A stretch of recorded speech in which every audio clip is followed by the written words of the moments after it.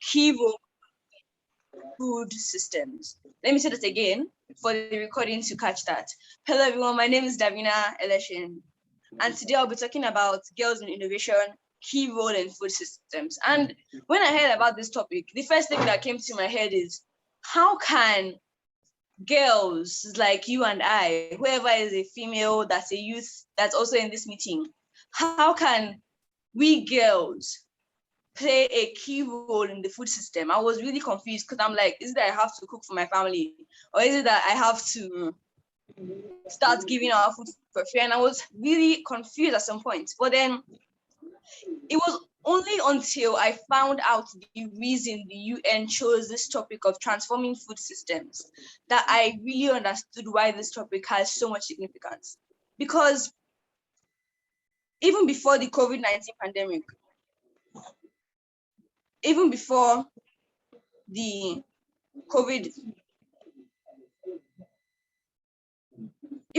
onset of the COVID-19 pandemic, food systems faced enormous challenges. Hunger had been on the rise for several years, affecting up to 811 million people as of 2020, while healthy diets were unaffordable for at least 3 billion. And I'm like, whoa, it didn't really hit me till I remember that most of the healthy food in our environment or in the world in general are expensive, and most of the unhealthy food are actually cheaper, which is why I believe now that obesity is a problem for America, and kwashiorkor, the lack of protein and too much starchy food, is a big problem for places in Africa. And now, because of the effects of the pandemic, because of the effects the pandemic has already had on our food systems, and because of the potential additional effects still to come, they're thinking about the future. Nearly 1 in 3 people in the world did not have access to adequate food in 2020, and an increase of 320 million people in just 1 year. And I'm like, and I found out that there are 17 SDGs, there are 17 goals. That is 17 sustainable development goals that the world has to achieve before 2030. And number 2 and number 3, coincidence, I think not, is zero hunger. That's number 2, that's goal 2. And goal 3 is good health and well-being. And I'm sure whoever created these goals, they were extremely discouraged once they found out that there was a high increase. There was an increase of 320 million people that have been added to that global hunger amount, that has been added to the population that is going through global hunger. And I'm sure they were discouraged. But they came up with the idea of making World Youth Day, International Youth Day, transforming food systems. They want to think, oh, what do the leaders of tomorrow, that's we the youth, what do they have to say about transforming the food systems? So they're trying to find out different ideas, different ways from we the youth to help achieve number 2 and number 3 goal, that is zero hunger and good health and well-being. And being the person I am, and since I did economics in secondary school, I believe that demand will always be higher than supply because the population is continuously growing. But they're trying to find a way to make the food system sustainable. Because when food system is sustainable, it provides sufficient nutritious food for all without compromising the health of the planet or the ability of future generations to meet their own food and nutritional needs. And I was like, wow, these people really thought deeply into everything they're doing. So how, going back to my topic, how can we the youth, we the female youth, impact these food systems positively? And let me just tell you this, all you need is passion. Because once, you don't even really need the skill, because once you have the passion, you'll be the person that will continuously make sure that people in your area get enough food and so on and so forth. And I'm going to give you an example of a woman named Atinuke. She lives in Nigeria. And when I heard of her story, I was like, if people in Nigeria can do it, why can't I? And if you're in Malawi, if people in Malawi can do it, why can't you? And I found out that Nigeria is a hotbed of women-led, small and medium-sized enterprises. So you don't even have to be big. You don't have to be big. When people say go big or go home, I don't believe that. It's the little things that are done continuously that count. Nigeria is a hotbed of women-led SME activity in biofortification, where they are making progress in typically male-dominated sectors. And I just think of girl power. For example, Atinuke Lebile's passion, like I said, passion is Once you have the passion, you're good, you're set.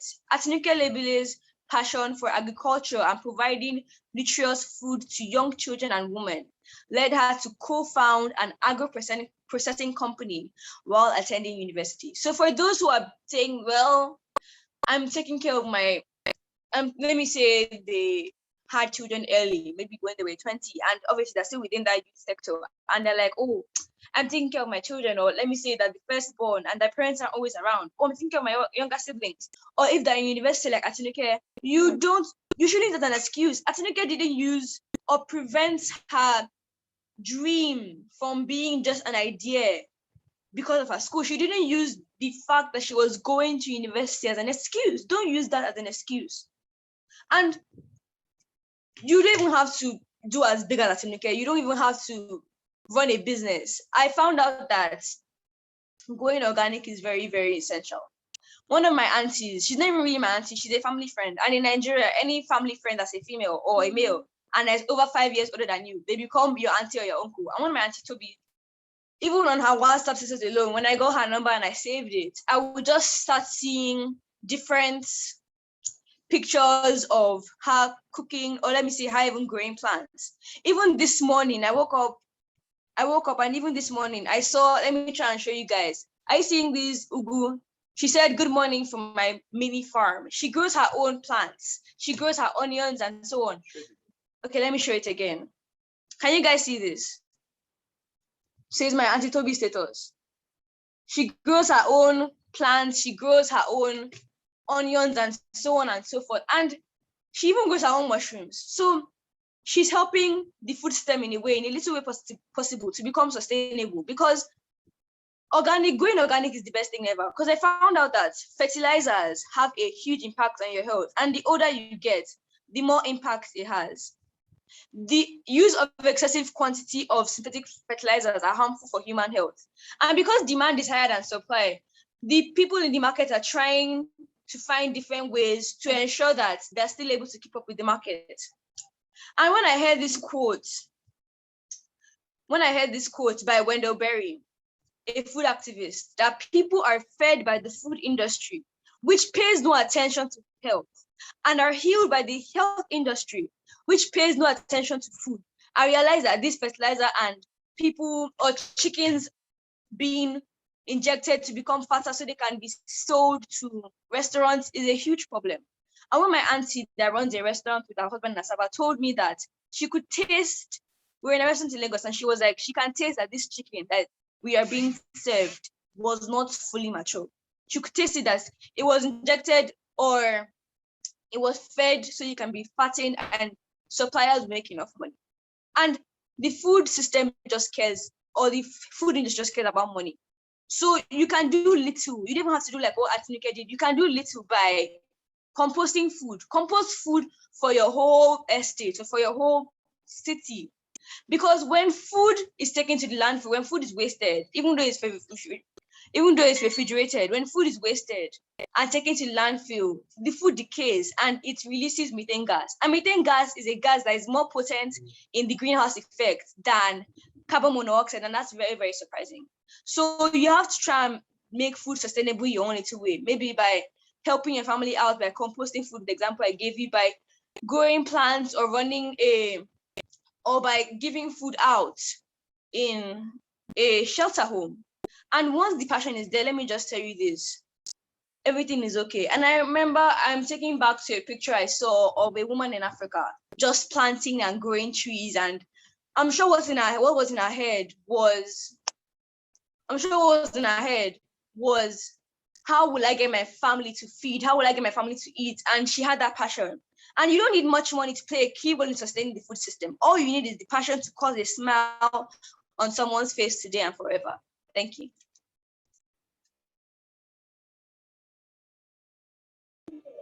Wow. Thank you so much, Davina, for that awesome presentation. Mr. Aromire, what can you say about that wonderful presentation from Davina? Can't you see the way she's posing all with physical? I'm actually very pleased with the level of knowledge, level of information that she shared with us. and I can see the passion in the way she's, in the way she's talking, in how she's presented our topic. It's such a wonderful honor to hear you speak, and thanks for sharing, your views with us. Thank you, Thank sir. you so much. Thank you so much. The next presentation is from a wonderful personality, someone we know. Are you around already? Next presentation is from Mr. Nelson Izah, the co-founder of Workload NG. Are you here, Mr. Nelson Izah? Nelson Izah, are you with me? Hello, Nelson Izah, are you here? Can you hear me? Seems next Nelson is on the call.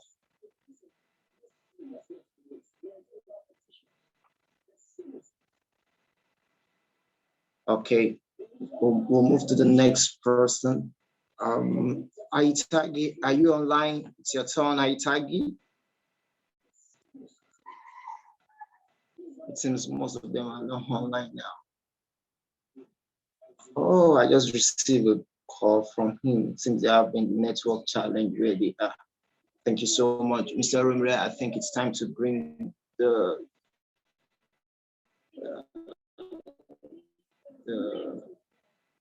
it's time to bring the country rep up, sir. Hello, sir. Hello, I can hear you. All right. Yeah. So Sir. It's my pleasure to introduce the country rep for FAO, Mr. Fred Kafeero. First, I would like to really thank you for honoring this invitation at such a short notice.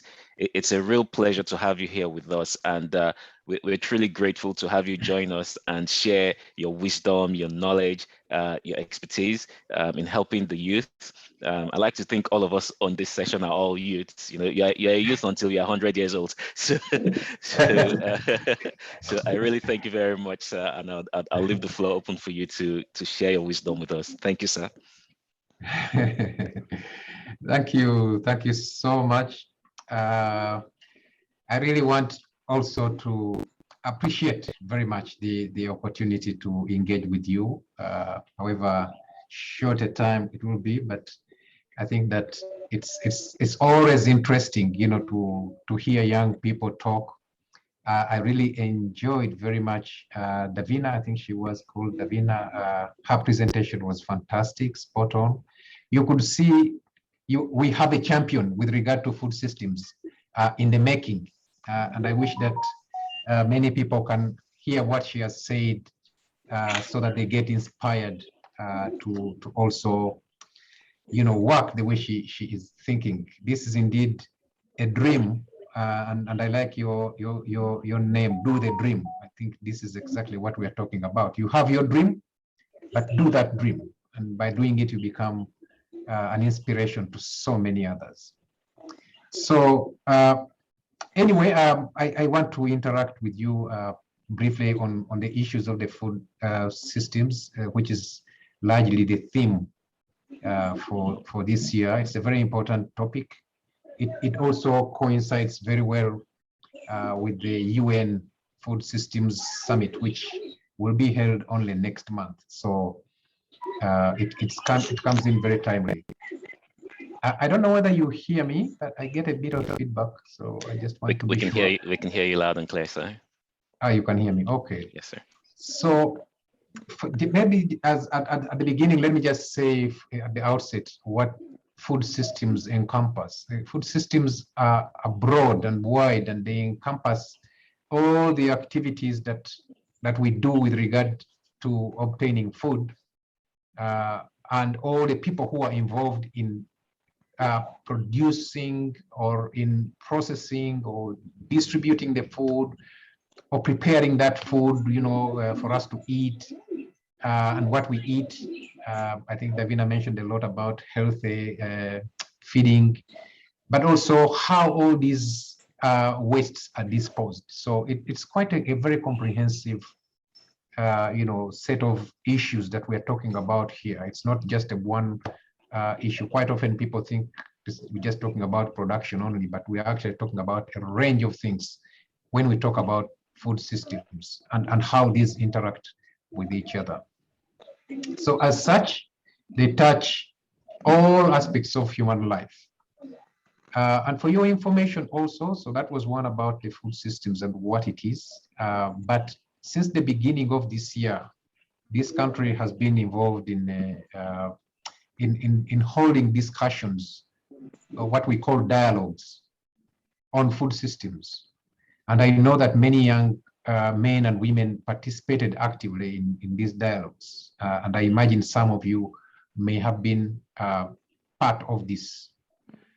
In the dialogues, it was very clear that this country has got a lot of challenges. Some of them are old challenges, some of them are emerging challenges. But we all know that we are faced globally with the situation of climate change, including in this country. Climate change is real. You can see that we have lots of flooding. We have drought conditions that persist in quite a number of states. We have semi-arid and arid conditions near the Sahara Desert up north. These situations impact on everybody. The link has been sent. You don't hear me? I sent to you. Yes. We can hear you, sir. Please, everyone, if you're not talking, kindly go on mute so there's no interference. Thank you so much. Yeah, okay. Yeah, so I was talking about those challenges that still persist. And the challenge of food insecurity, of course, we have quite a number of people in this country who still cannot afford to eat 2 meals a day, if they afford to eat a meal at all. So food insecurity is still high. Malnutrition is still a big problem in this country. And because of those challenges, of course, now we have the COVID situation that also added on to these challenges. So that's why this year was dedicated to the food systems. You know, to look at the food systems that we have in every country has been having these dialogues. So it wasn't only in Nigeria, but these discussions have been everywhere. And in Nigeria, it was confirmed that the current food systems that we have are unsustainable, and they are unstable, and they do not provide equity for young people particularly, but also for women. And we know these are the largest groups of food system stakeholders that exist. So the question is, why is it so? Especially when we talk about young people. You know, there are statistics that came from the World Bank some couple of years ago, showing that over 75% of young people 15 to 24 years old actually have high literacy rates. In other words, they are able to read and write. Over 75% of the young people in that age bracket. So the expectation that everybody has out there is that young people have the ability to access knowledge because they're able to read and to write. And they are able to use technological resources to apply digital innovations, especially in this era of digitization. I mean, everything now is digital. Even now we are talking on Zoom. It's because of the digital power that the world is now experiencing. So you are able to apply these skills and knowledge with regard to digital innovation. But this is not the case, unfortunately. And whenever I talk to young people, like I'm now doing, not only here in Nigeria, but also in other countries where I have been, all of them cry the same thing. We do not have employment. We do not have opportunities where we can actually make our ideas to flourish, largely because some of these ideas, of course, require money, but sometimes these ideas require nurturing and mentoring, but we don't have those opportunities.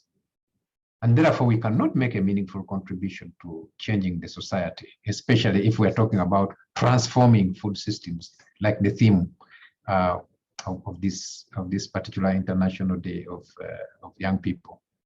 So I always ask them also whether they see opportunities besides crying about the other things, whether they also see an opportunities, especially those big opportunities that are provided by agricultural food systems, especially if you talk about agriculture being central. But the problem, many of them still view agriculture as, a burdensome. You have to use a hoe. You have to go out there and toil in the sun. Then at the end of the day, your crops get eaten by diseases and pests, and you cannot yield anything. So they see it as a labor-intensive kind of activity. And for that matter, then they don't get interested in agriculture.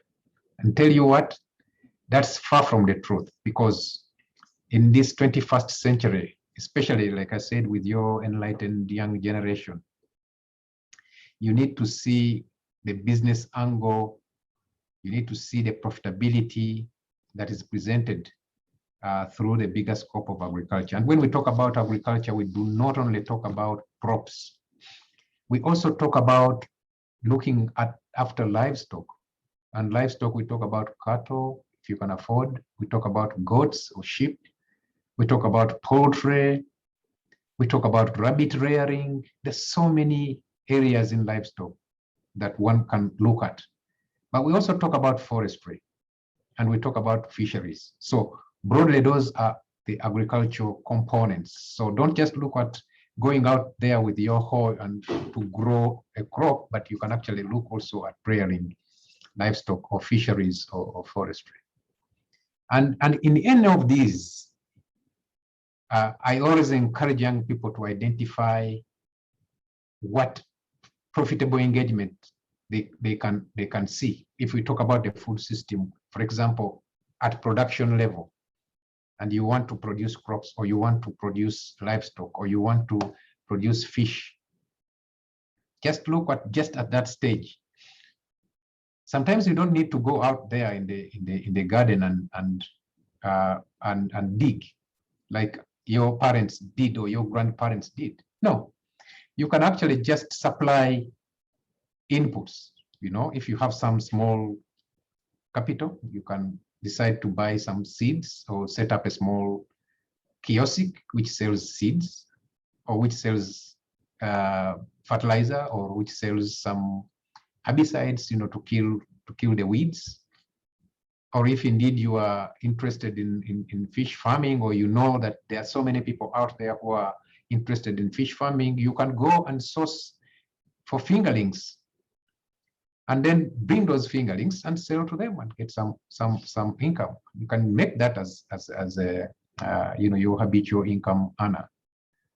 Or in some cases, those who have really had a bit of training, and I know quite a number of young people who are now involved in what we call artificial insemination. So they go out there, they have a bit of kits which they use as a kind of refrigeration to carry semen which can be taken. So there's so many opportunities in agriculture at supply level. So you're just supplying. In some cases, young people, because of their prowess in technology, they are able to even tell or tap into websites of weather stations, and they are able to use that information to advise their parents or their farmers within their areas that, oh, this time around we are going to have a lot of rain.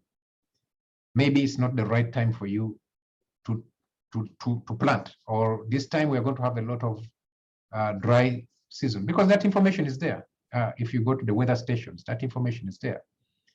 But how that information is translated to an ordinary farmer is a problem, and you can use that as an entry point for you.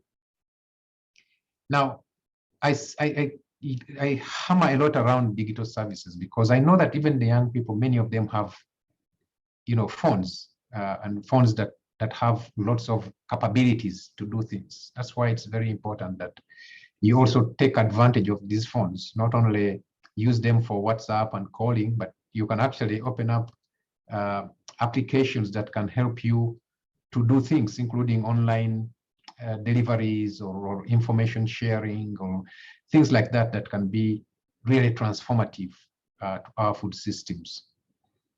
Now, those who are interested, of course, in aquaculture, that I tell them a lot. Those who are interested in mushroom growing, you don't need to do a lot actually with mushroom growing. All you require is a room that is dark enough and some spores and substrate on which the spores grow. And here, within a short time, you have mushrooms. How many people require mushrooms for nutrition? So many, but they don't see them. But they can be grown.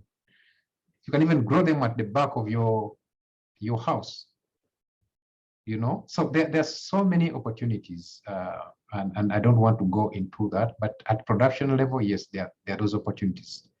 But for those who are able and capable, we also think that you can enter into the processing stage. As I said, the food systems cut across a range of things. You can be at production, you can be also at processing, and at processing, all you need are very simple cottage level equipment to add value to anything that you can be able to get hold of. It adds value, it adds shelf life to products. And in that way, we don't lose those products. So many products, especially the perishables like fruits and vegetables, those get bad very quickly. But you can have very simple technologies that help you to process them or to actually pack them in such a way that they can stay longer. And then you market them at an appropriate time. In other words, you only go to the farm to collect those products from different farmers who grow them, and your job is just to add value and make money. You can also decide to distribute products, those products that have been produced by others. In some cases, if you have a very supportive parent, like a parent I saw, Davina here, all you need to do is to set up a kind of chain. If there is some bit of capital, maybe a motorcycle that can be able to distribute these products to different people, and here you are, you can be able to make some money. So I'm going back to that issue of we are unemployed, and telling you that actually in agriculture you have a lot of opportunities to get employed at different stages of the food systems. You can add some more skills. Maybe you were trained in something else, but you can go and get a short-term training and become, say, a nutrition educator. Because as the economy grows, more and more people consume unhealthy food. I think Davina mentioned this quite a lot. Many more people are consuming unhealthy food. And that's why you see the cases of people becoming fatter and we call it obesity is increasing quite a lot, especially in urban areas. But also in urban areas, many people are getting what we call non-communicable diseases. If you talk about heart diseases, you talk about diabetes, sugar. These come a lot from what you eat. If what you eat is unhealthy or you eat it in such a way that you overdose yourself, then you will need advice on healthy diets. And people are willing to pay for these kinds of services. So all you need to do is just to add an extra skill, get into nutrition, education, and use that knowledge to educate others and ensure that you contribute to healthy diets in this world so that malnutrition can reduce. All these are business opportunities around agriculture and food system. So for me, the most important thing, therefore, if you are to be an inspiration for others, is first and foremost, have the passion, as Davina says, very important. You have to love what you're doing. And then when you love it, you can get additional skills. In addition to ICT skills, you can also get entrepreneurial skills, because here you are able actually to generate and create your own business. Yeah, and mark you that opportunities come to those who are organized. So you need to get organized to work as a collective in groups. If you have others who have similar passion like you, get together. It's very difficult to work alone. But if you work together, you can be able to lobby for financing opportunities from wherever they are. And in this country, I realize there are quite a lot of opportunities for financing, whether it's from the central banks schemes that they have, whether it's from interested donors. You can be able to lobby for this if you are organized and form groups. You can be able to access equipment, capital to access this equipment. But you can also be easily trained, because it's very difficult to go on training individuals. But if you're all together, you just get one training and increase your skill set. Then you can negotiate for markets, you can create jobs for others. This is the way you need to do, but you can invest in yourself in terms of skills and knowledge in order for you to be able to capitalize on some of the opportunities that you need to do. Now, something else that I keep talking to young people is also about the need to take into consideration the sustainability of all that you do. Very important. Now, some of us inherited a world that was smarter, that was cleaner, less polluted. And here we are in our generation, there's a lot of pollution, there's a lot of environmental degradation. We've cut down all the forests, the soils are unproductive. The fish that used to be in lakes and seas is now reducing. And the lands is becoming very unproductive.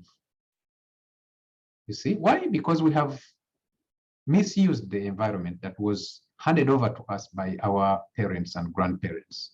We don't like that to happen to you as well. So you need to take into consideration for all that you do, the sustainability of the environment that you hand over to the generations that will follow you. That's very important. And you can play a key role in advancing the food systems in Nigeria if you really consider these aspects of sustainability, profitability, and definitely the social aspects that food systems play in our lives. So you should avail yourselves to support the much needed transformation. And I'm glad that I can be able to talk to you directly about this. I'm sure that you will talk the same message to many others about this. But let us all be mindful that there is need to support young people in whatever way, in mentoring them, in connecting them, in providing them training and skills and all aspects, because this is the generation that is really taking us forward as we go along. At FAO, we are committed to this continuous mentoring and support for young people. We do that, of course, through much of our field level programs that we have. But we also link up with so many other entities, whether they are government or non-government, to see how young people can be better organized to take advantage of the opportunities that they are in digital innovation in agriculture, in encouraging climate smart agriculture and nutrition among especially the young under 5-year age group, but also women, especially women who are pregnant and those who are breastfeeding. This is very important for nutrition. These are the kinds of things we do, and we engage young people to be able to pass on these messages, whether in schools or whether in their organized groups. We do this. So these activities are always focused on young people and as part of FAO's continued commitment to achieving the sustainable food systems that we all need. So once again, I really thank you so much, because I think that there's quite a lot of richness in these kinds of discussions. I want to encourage you to continuously, whenever you have the time, to organize these kinds of things, because it's the only way we can support the young generation to take over effectively. So I want to thank you so much.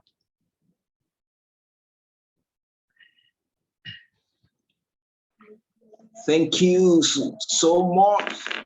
What a magnificent presentation from the representative of FAO, Mr. Fred Kafeero. Brilliant presentation. Thank you so much. Thank you for that wonderful opportunity.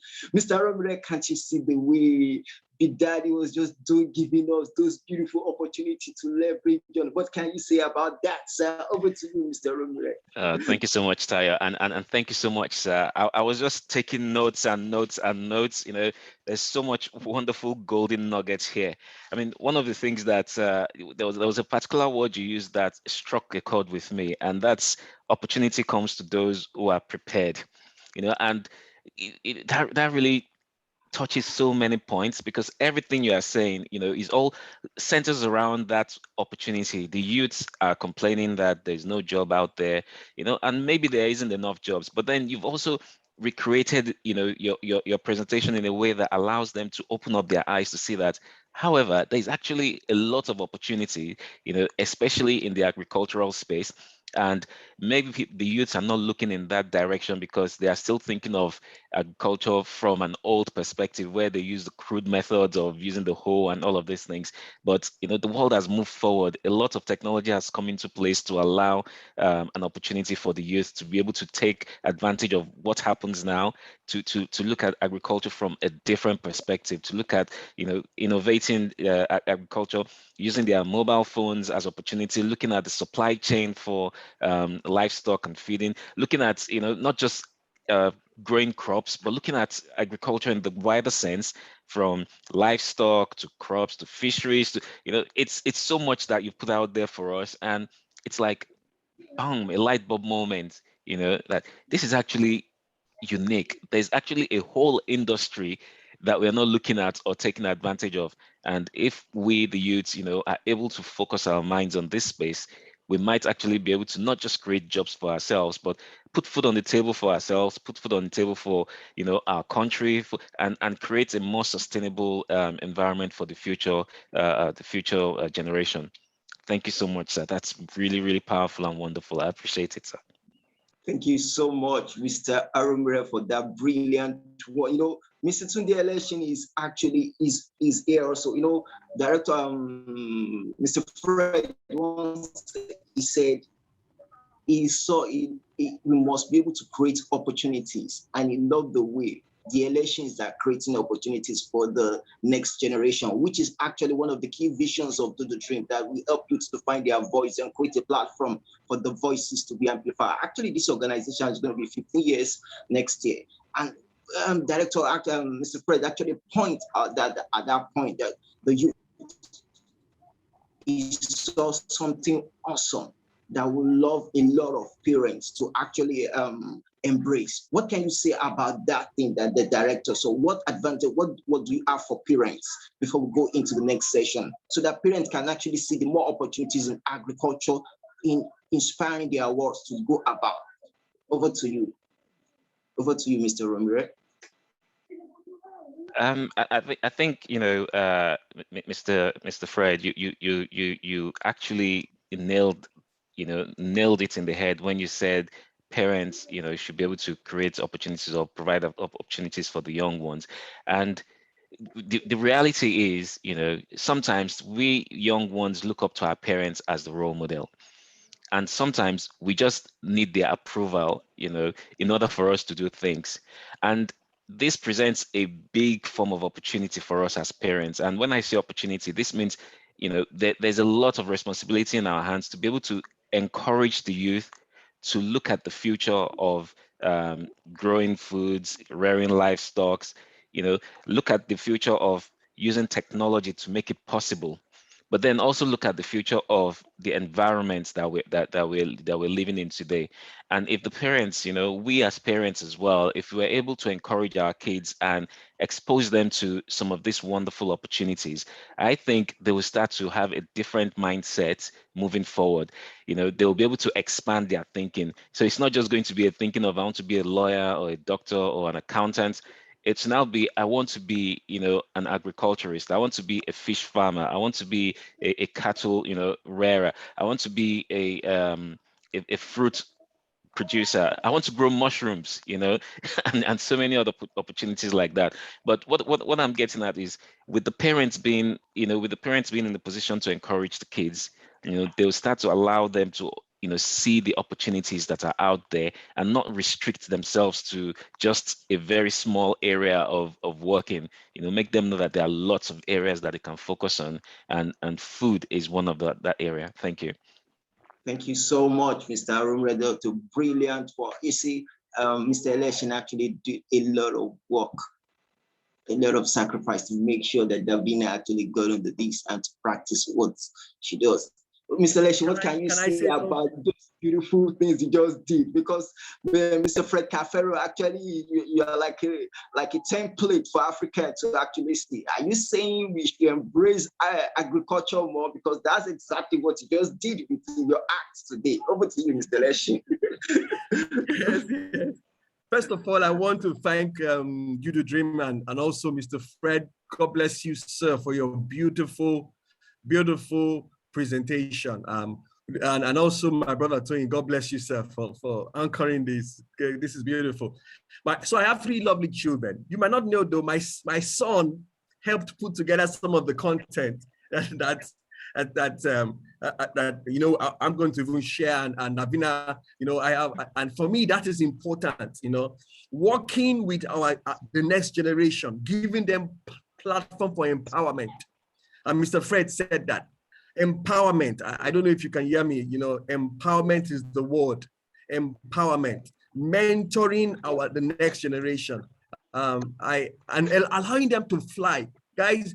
The hunger gap is still real, like Davina said. The demand and supply is there, and giving opportunity for our children, okay, to express themselves in innovative ways.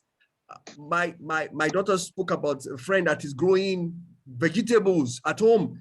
The home system is not convenient, but you can do it. You can do it. I'm serious. You can create little gardens, little outlets, and just start small. That's what I will encourage any father, any mother listening to me now. Please encourage each other to just start small. And I represent a group called Character Academy. We are working with young people around the world, in Ghana, we have in Togo, around the world, in supporting people in Nigeria. For me, this is the time, guys, to make the difference. And I just want to say that thank you, Mr. Fred, for that. Thank you so much, Mr. Tunde. I'm so glad. I understand we have the director of United Nations Information Center online, Mr. Ronald Kayanja. I understand is online. Mr. Aromire, I would like to actually, on behalf of DoTheDream, welcome the director to this event, sir. Over to you, Mr. Aromire. Thank you very much, Tayo. This is quite what's the word to use? This is really awesome. This is mind blowing. That's all I can say. It's such a wonderful privilege to have great, mighty men in the midst of we youth today, and it's such a blessing as well. I'm really pleased, and I'm really, really excited and happy to have the director of United Nations Information. Sorry, I lose my tongue because I'm so excited. My brain is just flying all around. But it's so exciting to have you here with us. I must say, welcome, sir. Welcome, and thank you so much for honoring this wonderful event. We appreciate you, sir. We truly, truly, truly appreciate you. Thank you very much, sir. Mr. Ronald Kayanja, if you can hear me, sir, we'd just like to say hi to you before we proceed in the program and have your session, sir. Okay, I guess as moving is actually, I guess it's still busy. Okay, I just got an information is here already, and it's still here. Also, ladies and gentlemen, yes, I'm here. I'm here. I can hear you, and I just want to congratulate you and wish everybody a happy International Youth Day. Thank you very much. Thank you so much, Director. You've been doing wonderful work here in Africa. Thank you so much. Thank you so much. Thank you so much. Thank you so much. I have a wonderful presentation from Nelson Izah. But before Nelson comes online, we'd like to have a question Q&A with Mr. Fred, so that he can actually, because they have a wonderful engagement as well. Over to you, Mr. Aromire, for the first question and answer. And I would like to take 2 questions from Ojodu Junior Grammar School. We chose Ojodu Junior Grammar School for this event because the best school over time, they've been winning awards. They have garden in their school. They are practicing what director actually talked about. They are doing it. So I'm going to be entertaining 2 questions from their school as well before we go straight to the Q&A with Mr. Fred Kafeero. Over to you, Mr. Aromire and Mr. Tunde Eleshi, to engage Mr. Kafeero on the way forward for young people, innovations, youth development, women, support system, agro change. All right, thank you very much, Tayo. So my first question really, because after listening to all the wonderful things you've said, the first thing that comes to mind is, as a youth, what will be the first step for me to take if I'm going to delve into looking at transforming the food system? What's the first step I should take to help me on that journey? Thank you, sir.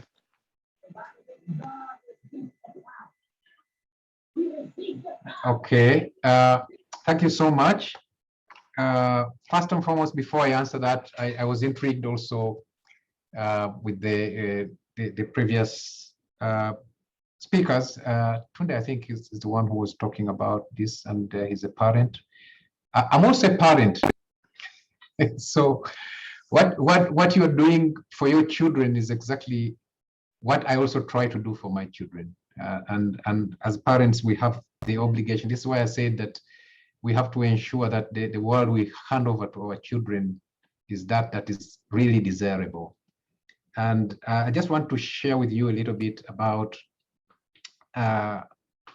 what is coming up. First and foremost, I hear what we all say, that let's walk the talk as parents. It's very important that we are the role models for our children. Unless we behave in a manner that is expected of us, the children will never behave in that manner, because they see what we do and they do what we do. When you talk about encouraging, your kids to grow vegetables in the back of your house, you are essentially telling them that actually they can eat what they grow, and it's their choice what they eat. If they really want to eat healthy, then they can grow what is healthy and eat it. And that's very, very important. I think the issue of mentoring, I've seen it also with the DoTheDream. I've seen the banner behind there. You're also talking a lot about mentoring and entrepreneurship, and you're talking about leadership. This is great. This is exactly what we should be doing as parents, and all continuously. But back to the question, as a young person, what is the first step I need to take in the food systems? Like I said, the food systems is a very comprehensive set of activities, and it doesn't say that stick to this or start here or start the other end. But there are some very, very simple things that and normally that we as young people should be mindful about, and I talked a little about those. One of them has to do with the issue of nutrition, because this is a very big challenge, and that comes a lot with what we eat, because what we take in actually decides what the body transforms into. So in effect, if back at home you have already some food at home, the first question you ask yourself, how balanced is this nutrition-wise? Maybe you have your cassava already cooked in the home, but what goes with that cassava? Do you have some beans or some meat, protein to go with it? But do you also have some vegetables to eat? So that, because vegetables provide also vitamins and minerals that are very important for your health. But do you also have some fruit? Or if you don't have it, but are you thinking about getting some fruit maybe tomorrow, so that you can be able to ensure that you have all this? How much water do you drink? These are very basic things, by the way, but they're very important for your health to start with. So, but that's just looking at the consumption. We've talked a lot about what we produce and whether we can actually be able to produce something for our food, but also for our income. Maybe you have some small piece of land here. Maybe you have a parent who has some bit of land out there where you can put a cage for rabbits, where you can put a cage, for example, for poultry, or whether indeed you can grow some crops. So just take in totality what I talked about and see where in your circumstances would be the best starting point. It could be in the production part of the food system. It could be in the distribution. It could be in the processing. And processing here doesn't necessarily require that you have machines. You know, our parents used to turn these leafy vegetables, dry them a little bit, pound them into some powder, and that could stay for years and years, and we could eat it, and it's very healthy. So simple things like this, I think that's what I would advise, that we start with those simple things, but mindful about nutrition, mindful about the environment, but also the possibility that they can be able to generate some income for you in order for you to access other things that you cannot ordinarily grow. So that's the idea. Thank you so much, sir. Thank you so much. That's very robust and very insightful. Mr. Tunde, I'll leave this, open the floor for you to also ask a question before we go on to the other people in the room. Okay, thank you. Yes, I appreciate it. Thank you very much. Empowered to heal all manner of sickness and all manner of disease. I guess it's frozen. Okay. I wanted to ask Mr. Fred. If you're not talking, please, can you go on mute? That's a big word. System is really from farm to. Hello, can I go ahead? Can you? We lost you for a while. Your stuff froze, and so we didn't hear the first half of what you were saying. Oh, okay. Thank you. I was talking about sustainability. Mr. Fred talked about sustainability, the importance of sustainability.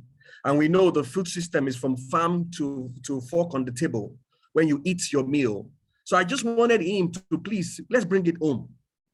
How can our young people, contribute within their faith? Practical steps, Mr. Fred, on the word sustainability. Bear in mind, Africa is in a different space when you talk about sustainability. It's not as encouraged as other parts of the world, Mr. Fred. Okay, thank you so much. I think it was your daughter who actually brought out very nice perspectives around organic farming, about the use of compost, manure. These are very simple steps that are fundamental when we talk about how we preserve the environment. Because quite often when we talk about the environment, the big thing that we look at are forests and, how those have been cut. But there are situations that are within our own context, in our homes. Yeah, for example, again, back to what she said, if you have chicken at home, or if you have some goats that you keep at home, where do you put that manure? When it comes out, where do you put the droppings of the chicken? If you are able actually to turn those droppings into some kind of composted form and then put that back into the garden, then you are contributing to environmental sustainability, especially looking at how you actually feed that soil so that soil can give you production throughout the year, because it increases its fertility in the first place. But how many people know that? I've seen so many people who have chicken, but that's it. The chicken, they just get the sweep, actually they sweep where the chicken sleeps and pour away. without knowing actually that this is real gold for the soil to be able to produce continuously. So that's one. The other one you talked about from to the table, but that whole process actually also incurs a lot of wastes and things that we throw away. Imagine yourself, you know, I'm sure you go to the supermarket, and quite often you buy. Sometimes you buy for your children this chicken that is wrapped into, you know, some plastic bags, or indeed you buy milk that is in a plastic bag. This is for consumption at home. Have you ever asked yourself where actually this wastage that you unwrap the chicken or you unwrap the milk goes? You know, maybe not, or maybe you have, and you have a dustbin at home where you throw this thing, but you don't ask yourself where finally this ends. You have so many things at home that are related to food in the way it is packaged, but quite often we do not dispose of these things in a manner that is respectable to the environment. And that's a concern that we as parents and children back home should have. Maybe you want to think about sorting your garbage so that you can put the plastics away from those organics that can decompose. And then you can use those organics like the peelings or some of the wastage droplets of food into compost to add fertility. So there are some of these very simple practices that in fact can inculcate a spirit of sustainability, and especially looking at the environment, because when we talk about sustainability, actually the biggest chunk of that has to do with the environment. And unless the young people take this into consideration, you can understand that the future generations will have a problem. Thank you very much, Mr. Fred. Thank you. You're welcome.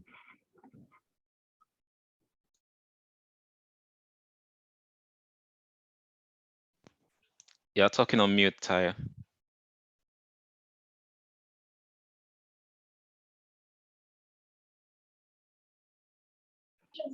Okay, thank you. Okay, Mr. Fred just said agriculture is the new goal. Now we'll be going over to Oduduno Grammar School, Lagos, the keyword award, and they have a gardening school. They're doing a lot already in this area.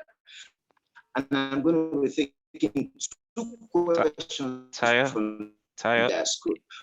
Over to you, Mr. Shokubi, who is the first person your line doing is this breaking. Okay. Yeah. What about now? Yeah, it's better now.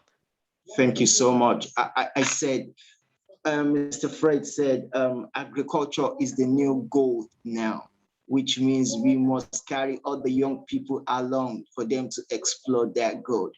However, we're going to Ojodu Juniors Grammar School. Why? Because they are one of the best schools in Lagos State, keep winning awards. They're practicing what FAO or country reps just said now. They have a wonderful garden and they're actually cultivating it as well. They have a session in which they do this. So we'll be taking two questions from that school. And we have some young people, numbering over 30 of them in that hall now. So we'll be taking two questions from there. So I'm going straight to Ojodu Juniors to ask the first person to ask the question. Over to you, Mr. Shokumbi from Ojodu Junior Grammar School. Can you hear me?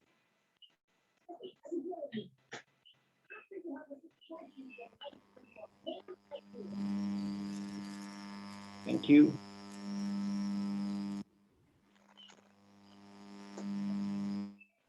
All right. We can't hear any, there's no sound coming out. She's talking, but we can't hear Yeah, her. we can see that she's talking. All right, we need to, you are on mute. Olatunji Deborah, you are on mute. You need to unmute that device. Thank you.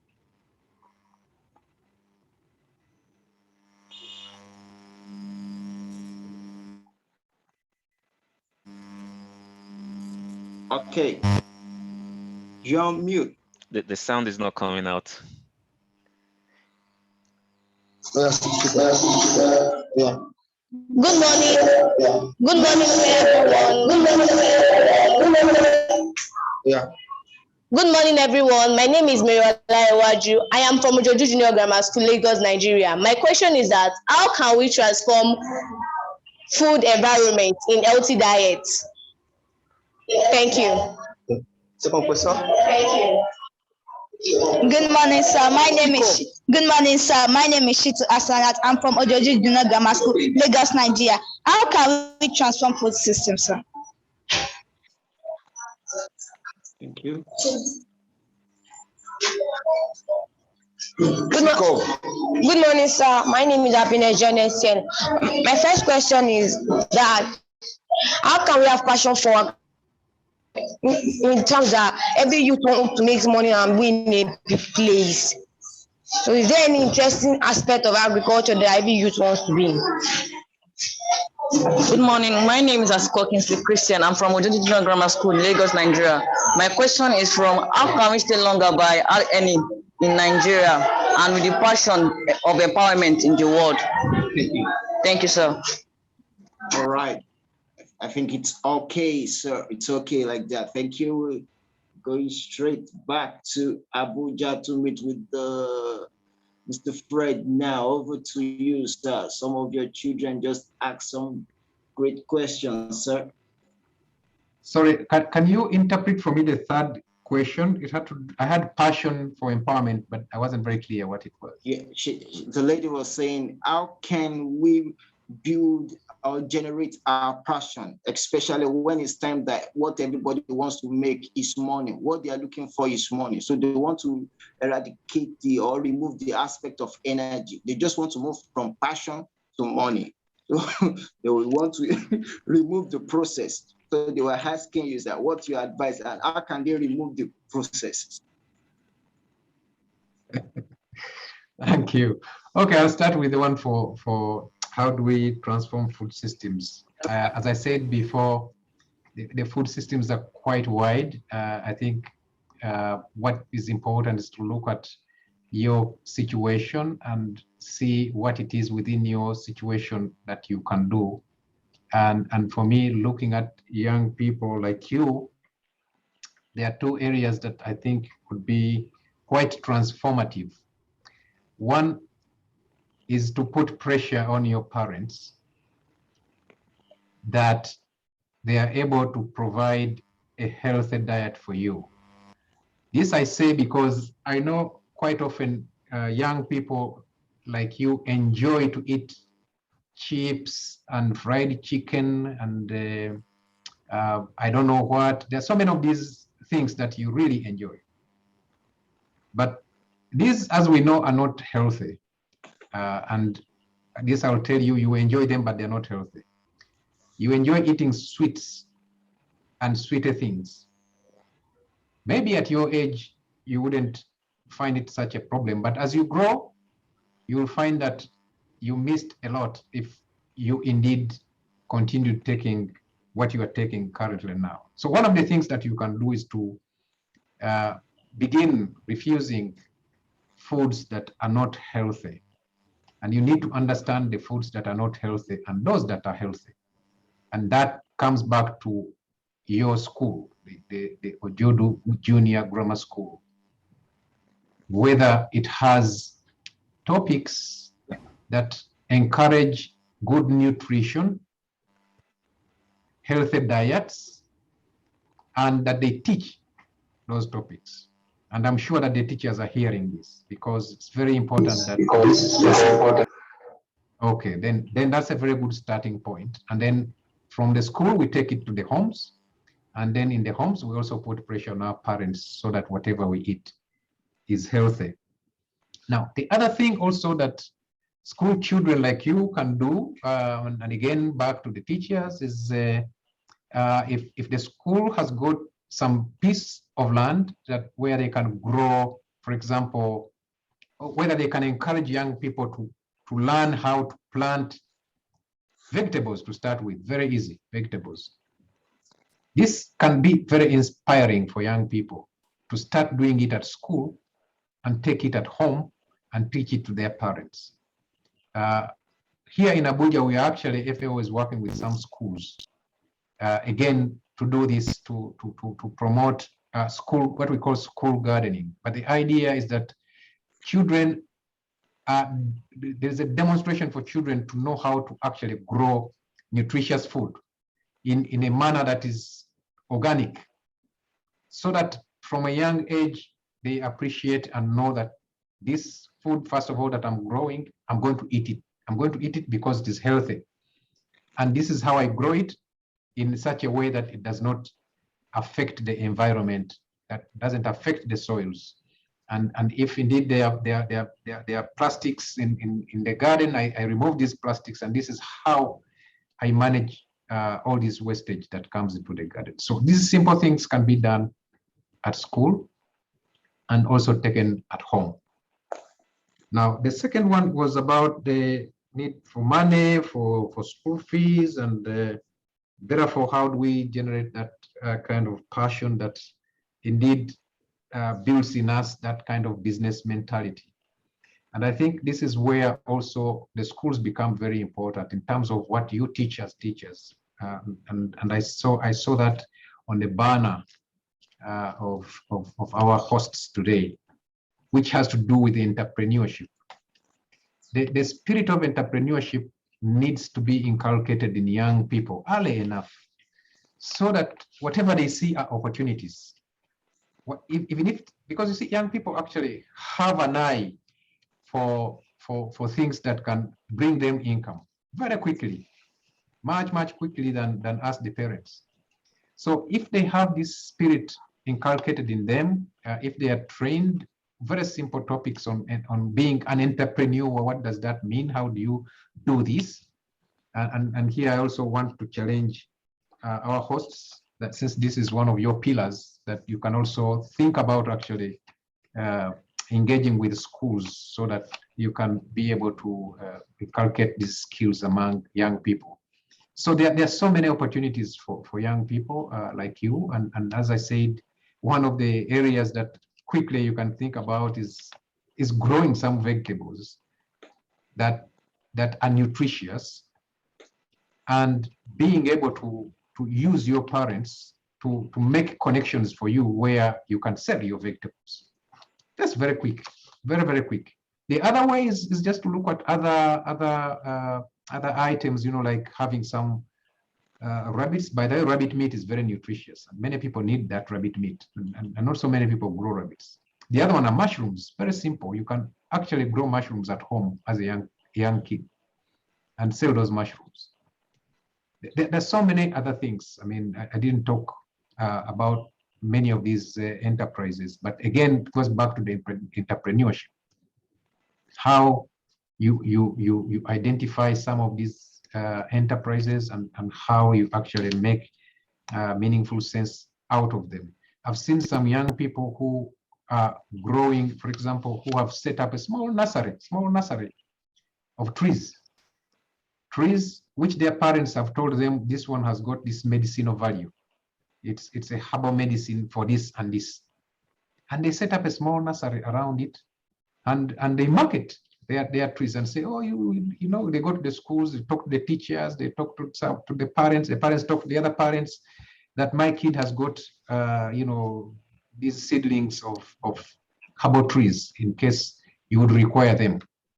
And then they get some little money out of them. So, I mean, it's all about how this entrepreneurial spirit is embedded in the young mind. And then the rest is easy. Even when you leave school, you already have that mind. So again, back to sustainability, once you are able to have the right knowledge into young people, that knowledge will continuously move to another level. I want to stop there. Thank you.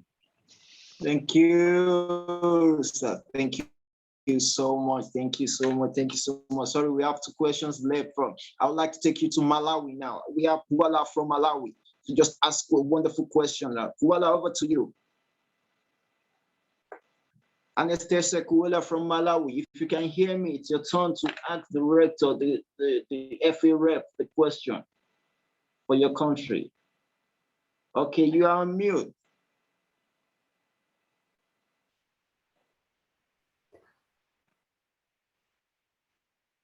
Sorry, you need to unmute. Okay. You are muted. Can you hear me now? Yes, we can hear you. Thank you. Hi, everybody. I am Theana from Malawi, and my question is to the FAO representative. And I'm just curious if FAO has been lobbying for youth-friendly agricultural policies in Nigeria, but also as an entity which is almost in all the countries in Africa. And what are those youth-friendly agricultural policies that are in place as of now? I would be interested to know that. Thank you very much. Thank you. Okay, thank you so much, Theana. Yes. When I started, I also talked about how the FAO is focusing on young people. One, because these, first and foremost, we don't want to call you the future. You are actually the present. You are the present and the future of agriculture. And as FAO, one of the things that we are doing is to look at areas that are attractive to young people. And I said also that young people tend to shun agriculture because they think that it's all about toiling and working so hard and for very little. And then I said, no, but if you take the food systems approach, then you are able to see a range of opportunities that agriculture presents at various stages of production, of processing, of distribution, of consumption. So taking the food systems approach is one of the key approaches that FAO is using. And in all this, we try to make agriculture attractive in a way that we take the agribusiness, because we know young people are also interested in issues that bring profitability to them. And agribusiness is exactly what I was talking about in all these areas. It doesn't have to be in production, it can also be just in distribution, just looking at opportunities there. How can I even market farmers' produce online? Just that. And many young people are attracted into this. Now, the other thing that we're also doing is to add value to our work, taking advantage of, again, what I said, new technologies. For example, in production, we have greenhouse technologies or aquaponics, where actually food can be produced without necessarily using the soil, but using other technological aspects. Now, some of these require a lot of resources. And that's why I said also that's very important that as young people, you are organized. And once you are organized, it's much easier to attract financing from different sources, especially for these implements and technologies that are really capital intensive, but in the long run are paying quite a lot.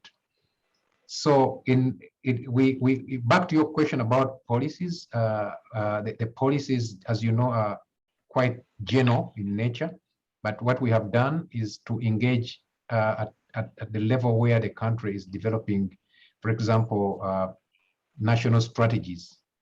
There could be national strategies for agriculture, but there could also be national strategies for engagement of young people, which are located in a different ministry. For example, in this country, it's in another ministry, where again we engage with them and tell them, by the way, even when you're working with young people and women, there are these opportunities in there that you can put in your national strategies. So that's our entry point. In almost all countries that we work, we engage with the ministries responsible for agriculture, but also other ministries that bring together young people and women. Over. Thank you so much. Thank you so much. So over to you, Mr. Aromire. Thank you very much, Tayo. Before we continue, I just want to be very respectful of everyone's time today. I understand that we're supposed to have a 90-minute session, but due to a few delays and starting a little bit late, we will, it seems like we'll be running a little bit over. So Saz and Maz, I just want to appreciate you, but also seek your permission to allow us to, extend this session for just 20 minutes more to capture every other person who has something to deliver as well today.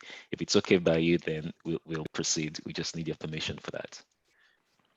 Yeah, thank you. I had requested earlier on if indeed I could be excused because I have another presentation coming up in the next, let me say, 40 minutes. So I need to prepare for that as well, if you allow. Okay, understood, sir. Thank you so much, sir. Yeah, welcome. Welcome.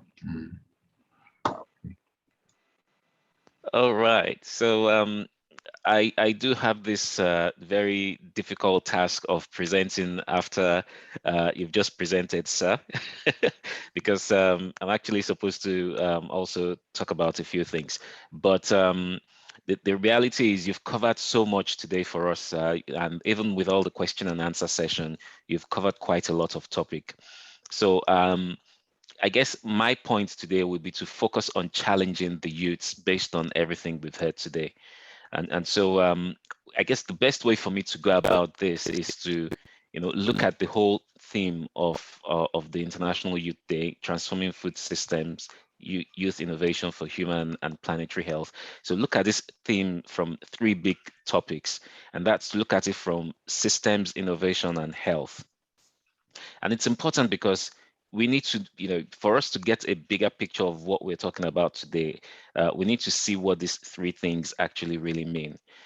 My understanding of system is, a mixture of different parts coming together to form a whole. And like Mr. Fred mentioned earlier, there are so many parts to the food system, to agriculture. But then we also look at innovation, which is the art of producing something new, a new idea or using new ways. And I recall Mr. Fred also mentioned, the use of modern technology, use of mobile phones and applications within mobile phone to actually encourage commerce.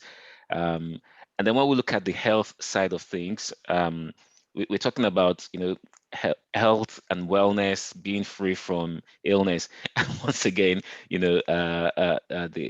Fred, you covered, things like eating healthy. You talked about nutrition. You talked about the youth even looking at, an opportunity within the health and wellness space, and the diets and nutrition and all of these things. So the big question really for me to challenge the youth is, how do we transform all of these things together? And really, if we look at transformation as a whole, transformation is more about how we change the state of things. And that brings me to, this big question. What are we doing here today? What is all of these things that we're talking about, today? What does it all mean for the youth? And I think personally, it's more about challenging the youth to take advantage of everything that we've heard today and everything that is out there at our disposal to allow us to become more empowered and to be resourceful enough to find new ways and new processes or methodology for changing what we do with food. And then to think about how we can use it as an enabler to help us not just stay healthy as individuals or as people or as a nation, but to protect the planet. So for me, it's more of challenging the youth, today on this session, and even the youth out there, to think of a way of how they can become more resourceful, to identify a process that they can use throughout the food chain, and to think of ways they can come up, with creative things or creative method to enable them produce something that is sustainable. And I guess the step, one step that we can follow as youth is to explore or harness technology in a way that will help us provide sustainability for food. And then identify ways for managing consumption of food and distribution of food across the nation. We can start small and grow it and grow that distribution chain, but also find a way to make food production inexpensive for everyone. Because I remember when the young lady spoke, she talked about demand and supply, and that we don't have enough enough food production, or we have more consumption and less production. So I think it's about thinking of a way to allow that distribution to happen, so that food is delivered to every nook and cranny of our country, of our continent, and we can start small. But it's the challenge is for the youth to think about what ways can we become innovative and expand the scope of where food is being delivered to today. And then another thing is, my challenge to the youth, another thing is to think about what manner they can use to transform food waste into a reusable format. And I know today the young lady talked about compost, and Honorable Mr. Fred also talked about compost and reusability, recycling. So I think, these ideas have been created so that everyone, the youth, of course, are able to think and ask themselves the question, where do I see myself in all of this? What do I need to do to take advantage of these opportunities? How do I see myself contributing, to the shortage of food, but contributing in such a way that we're able to produce more to meet the demand? It's harder than it seems, but every step, or how do they say, the step of 1,000 miles begins with the first few steps. So although it's harder for us to see these things happen in practice, given the current economic climate, given the current condition in Africa, but I believe in one thing: if someone has been able to do something before, learn the ways and methods that they've used to do that thing and find a way to replicate it, but start small. So if it's been done elsewhere, then we can do it as well in Africa. We can do it in Nigeria. And so even though I'm asking and I'm challenging the youth, I want to just leave you with, questions that will help you after today's session to think about where you see yourself in the whole cycle, where you see yourself producing, where you see yourself adding value. And the question is, I want you to be asking yourself is, what should you be looking at to innovate the food system? And I also want you to ask yourself, what type of help do you need to be able to achieve your goals? And where can you go to find this help? This is talking about being resourceful now. And then the final thing is, I want you all to ask yourself, 5 years from today, what should we say you have contributed as a youth towards innovating the food system without negatively impacting human health and the planet? So this is what I want to leave you all with. I'm very mindful of time, and so I'll just stop at this point and say thanks for the opportunity to talk to you all.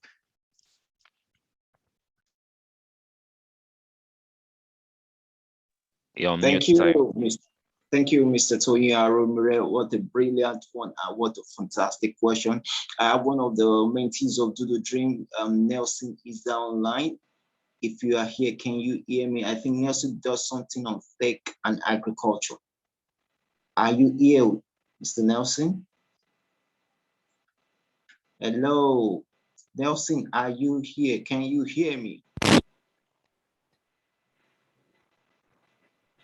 Can you hear me?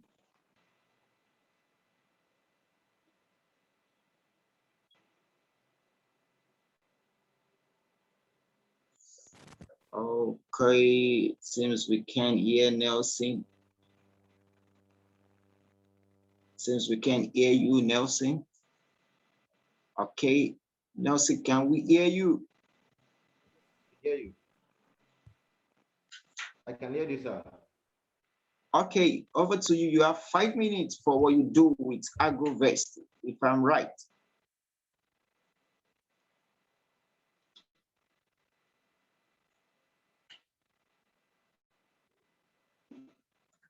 Sorry, we can't hear nothing. Can you hear me?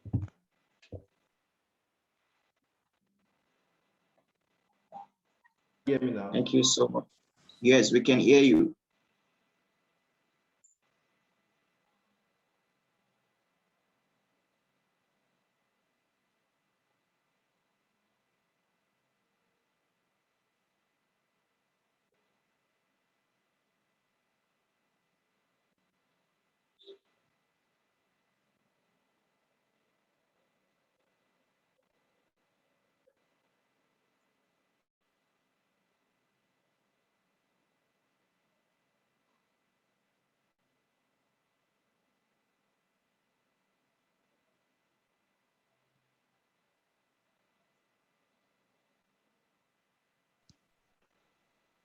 Nelson, your sound is gone. We can see the screen, but your sound is gone. Maybe you can just, Mr. Fred is leaving. Maybe we can just take a final word from him before he leaves. He's gone. Hello, can you hear me now? Yeah, Mr. Fred has apologized and is unable to continue at the moment. He's had to leave. So, okay. Nelson, over to you. You have 5 minutes for this presentation. Please go ahead. Hello. We can hear you. Please go ahead, sir. All right. Okay, my name is Nelson, and I serve as the co-founder and the CTO of AgroVest NG. AgroVest is an agro-tech industry that focus on connecting small agriculture. When we talk about food system, you know, I tag this as the way how to innovation, because the only way for us to create a sustainable you know, food system is through technology, through innovation. I also serve as the strategic lead at Workload NG, and I'm also a serial volunteer, having volunteered with different organizations like DoTheDream, DSO Volunteering Service Overseas, also volunteered with the Yali Network and Stem Makers Africa as well too. Our major priority while working on the AgroVest is on 3 major key areas. We are committed to the sustainable development goals, which number 1 is no poverty. Our goal is to ensure that you know, we are living in a community where there is no poverty and there's zero hunger and there's sustainable community and environment. We want to ensure that there's decency in our environment. Young persons, young people out there can embrace technology and involve themselves in agriculture. In AgroVest, there are 3 key areas, 3 key problems we identified. And these areas that we identified was that the farmers have inadequate access to capitals and resources. And we discovered that over 38 million smallholder farmers lack access to finance.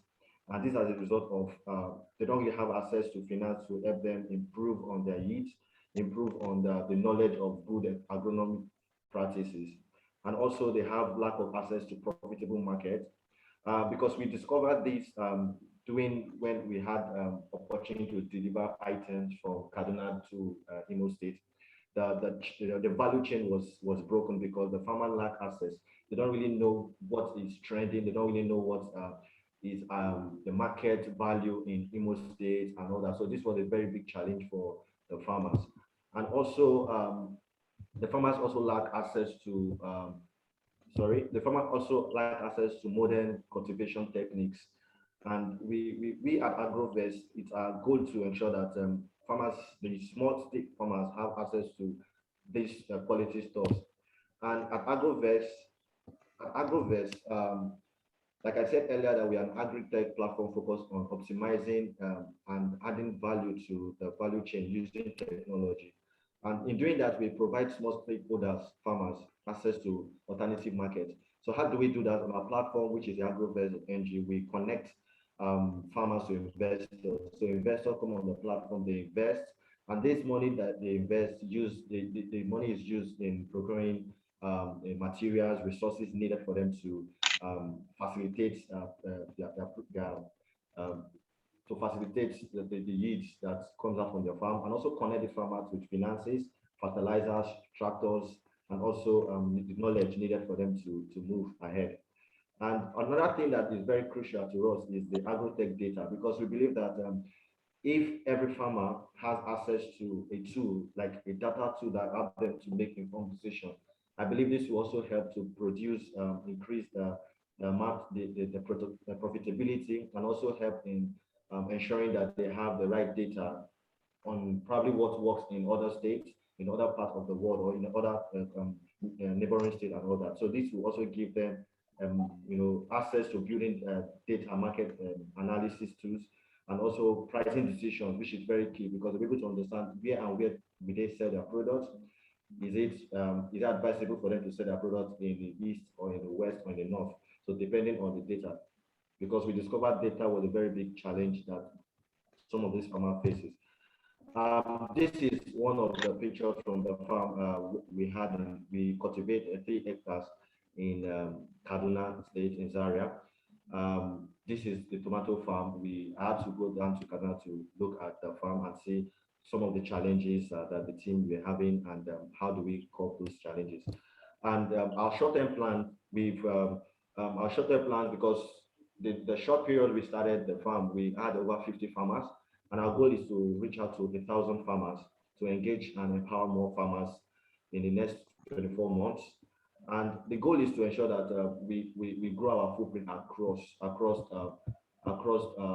more states in Nigeria, and to create more collaborations and new markets within 5 states in the next 24 months.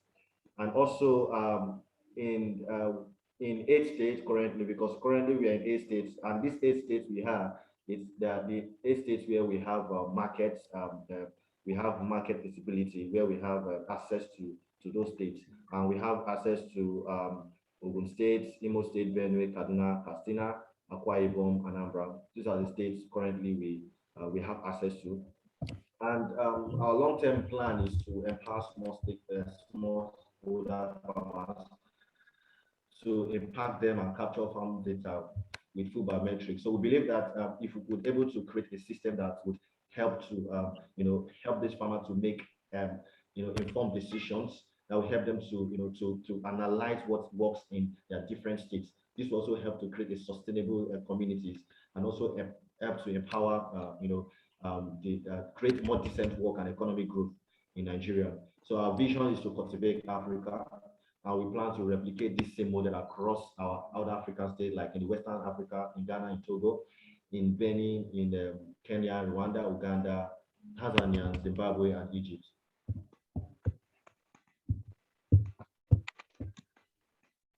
So in April this year, we reached out to some small scale farmers, smallholders farmer in Zaria, where we had to deliver garbage and cucumber to the market in Imo State.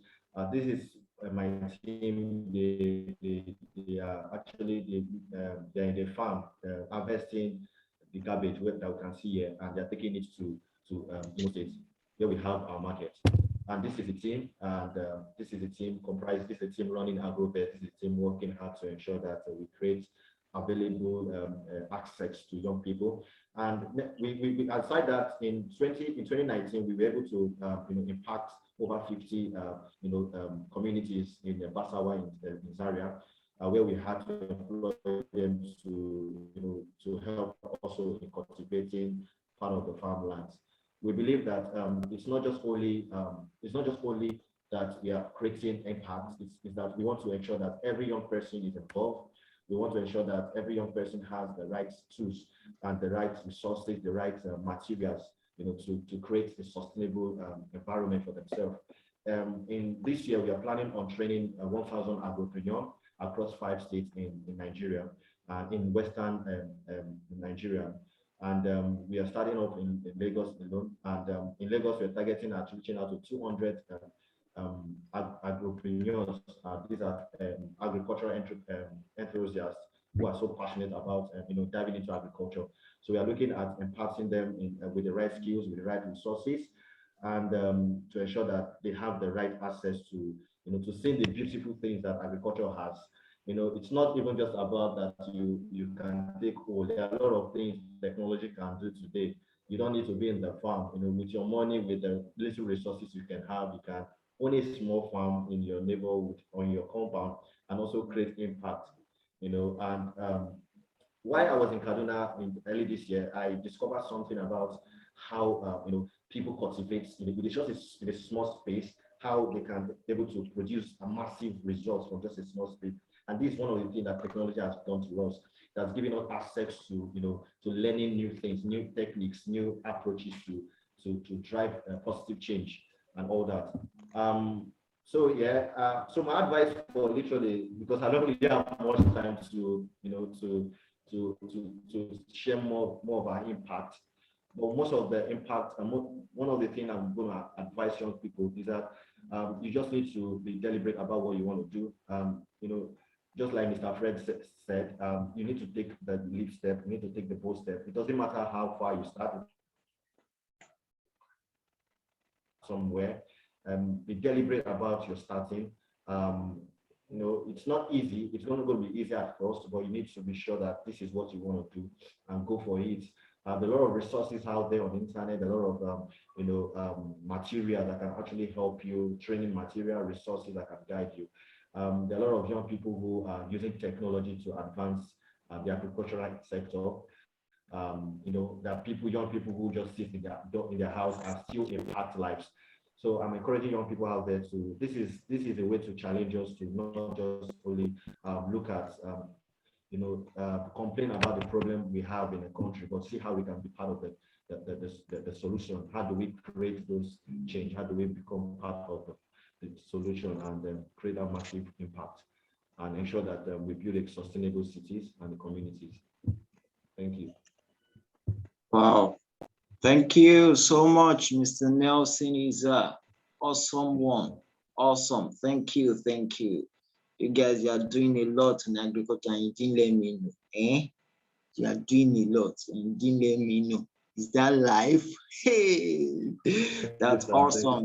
Beautiful. Thank you, sir. Awesome.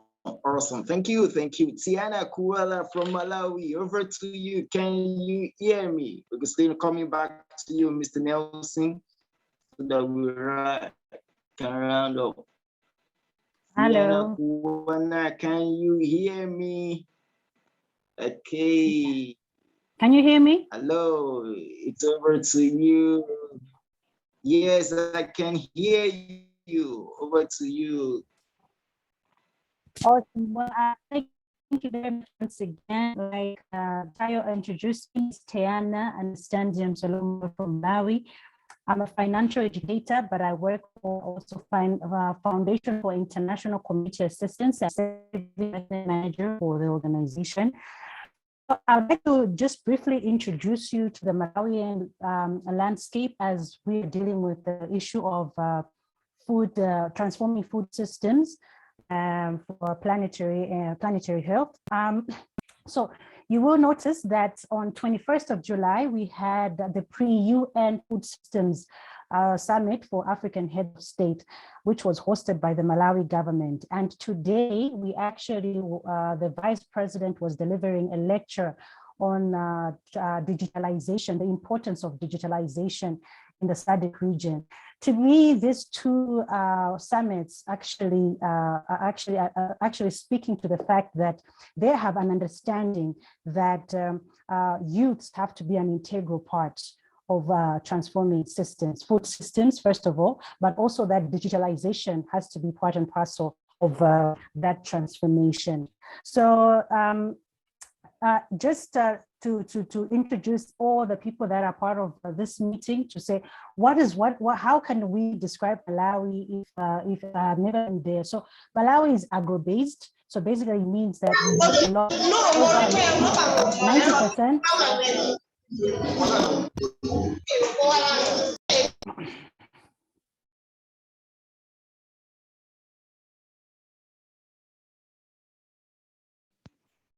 Sorry about that. Everyone, if you're not talking, kindly go on mute. Thank you. Thank you. So like I was saying, so Malawi is agro-based, so it means over 90% of the population is engaged in an agricultural activity in one way or the other. On top of that, you will also appreciate that Malawi is also one of the first countries in the world. So when we are looking at food systems, you should, on the relationship of food with people, you are actually seeing that there are two factors that are underpinning this transformation to take place, and that is capital and power. So it is encouraging for me as a Malawian to see that the leadership has already understood that the youth are an integral part, but also to see that capital somehow has to be considered, because if it is not considered in a country where there is poverty, then it is close to impossible to realize that the transformation that we seek. So in as far as some of the things that have actually taken place in Malawi that are encouraging in as far as food transformation is concerned, transformation of food systems is concerned, is that first and foremost, we have a youth minister. So to me, that is a positive development in the right direction. But also we have seen a World Bank program called AGICOM, commercialization of agriculture, and it's giving out grants to the youth.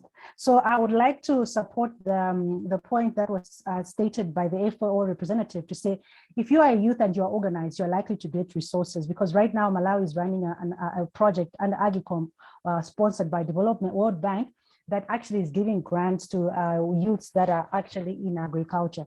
So to me, as a financial educator, what has been very prevalent for me to be encouraging the youth is basically, first of all, challenge your limiting beliefs. We need to challenge the limiting beliefs that agriculture, the low incentives in agriculture can be challenged, and you can actually transform it to actually realize a lot of capital from agriculture. Like the other speakers have alluded to, agriculture is gold. And with an agro-based economy like Malawi, obviously you just need to understand how best to position yourself for you to realize that gold and actually tap it for yourself as a youth. So for me, literally, I think the two things have to stand out. You need to challenge yourself to the limiting belief that there are low incentives in agriculture. Tap into the possibilities of what you can get from agriculture, like the organization of Nelson is doing. You can actually also partner and network with those kind of organizations to say, how can I partner with Nelson so that I can tap into the Nigerian learning processes in agriculture and also implement those for other countries like Malawi. And I think those kind of partnerships like we're doing right now would be very crucial in ensuring that we're passing on knowledge, but also ensuring that this knowledge is actually benefiting not only Nigeria, but also other youths in other countries. The other thing is to ensure that the youth are given ownership for productive land. You see, even if we talk about transforming food systems and the youth being integral, but if we don't give them productive ownership of productive land, then where are they going to do this production, or where are they going to practice the food transformation systems? So all in all, to me, I think as a youth, I would like us to embrace the idea that transforming food systems has to look at production, distribution, procurement, consumption, but also waste management. So as a youth, my challenge to you, from me to you is, where are you going to place yourself? Will you be in production? Will you be in distribution? Will you be in procurement? Will you be in consumption alone? Or are you going to take part in waste management? The thing is, you don't have a choice. If you're a youth listening to me, you don't have a choice. The only choice you have is, at which part of this chain are you going to situate yourself in? So it's up to you today, but the two factors that you should never forget that are underpinning this process is capital and power. Thank you very much, Tayo.